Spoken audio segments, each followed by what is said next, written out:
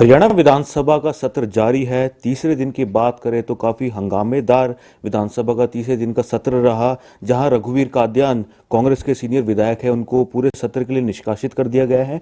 वहीं हमारे साथ इन सभी मामलों को बात करने के लिए कृषि मंत्री जयप्रकाश दलाल इस समय मौजूद है। बात करेंगे मंत्री जी, जिस तरीके से पूरा गहमा गहमी रही है तीसरे दिन जो विधानसभा का था, किस तरीके से देखते हैं? और कांग्रेस की तरफ से जिस तरीके से वॉकआउट करके 2 बार वॉकआउट करके चले गए और सदन में शामिल नहीं हुए, हिस्सा नहीं लिया, कैसे देखते हैं?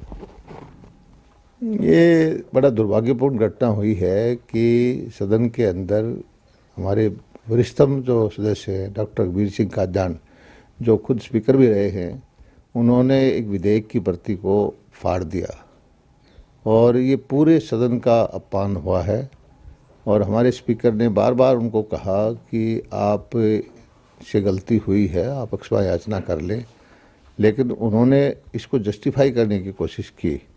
और दुर्भाग्य की बात यह है कि कांग्रेस के जितने सदस्य थे, उन्होंने उनको समझाने की बजाय उसके कृत्य को सही ठहराने की कोशिश की।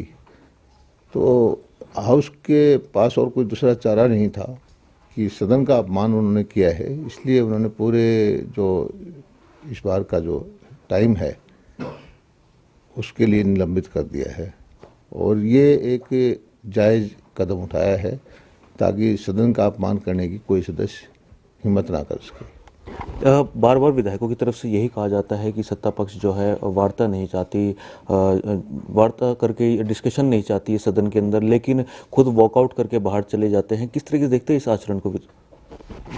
नहीं, अब पूरा उनके कहने पर ही जो कल जो था, एक सीटिंग बढ़ाई गई। पहले दोपहर से पहले तक सदन का समय था, फिर दोपहर के बाद की बैठक की गई भी हर एक सदस्य को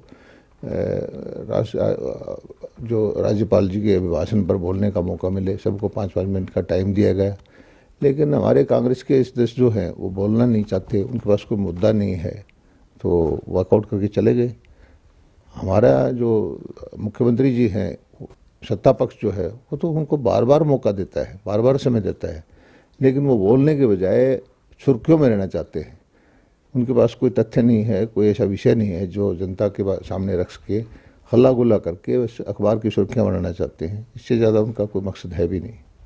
8 तारीख को बतौर वित्त मंत्री के तौर पर मुख्यमंत्री बजट पेश करेंगे, क्या उम्मीदें कृषि विभाग की रखते हैं आप? नहीं, कृषि तो चाहे भारत सरकार का बजट हो या हरियाणा सरकार का बजट हो, कृषि और किसान कल्याण हमारे फोकस में है।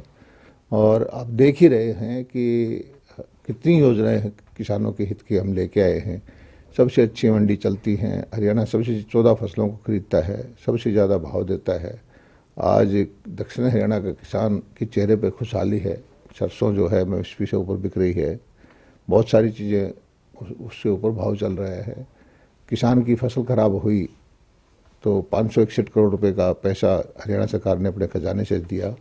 बाजरा की भावांतर भरपाई का पैसा 450 करोड़ के आसपास पैसा दिया। 250 करोड़ रुपए के आसपास जो है एग्रीकल्चर मैकेनाइजेशन का सब्सिडी किसानों को दी। बागवानी की बहुत सारी सब्सिडी किसानों को दी।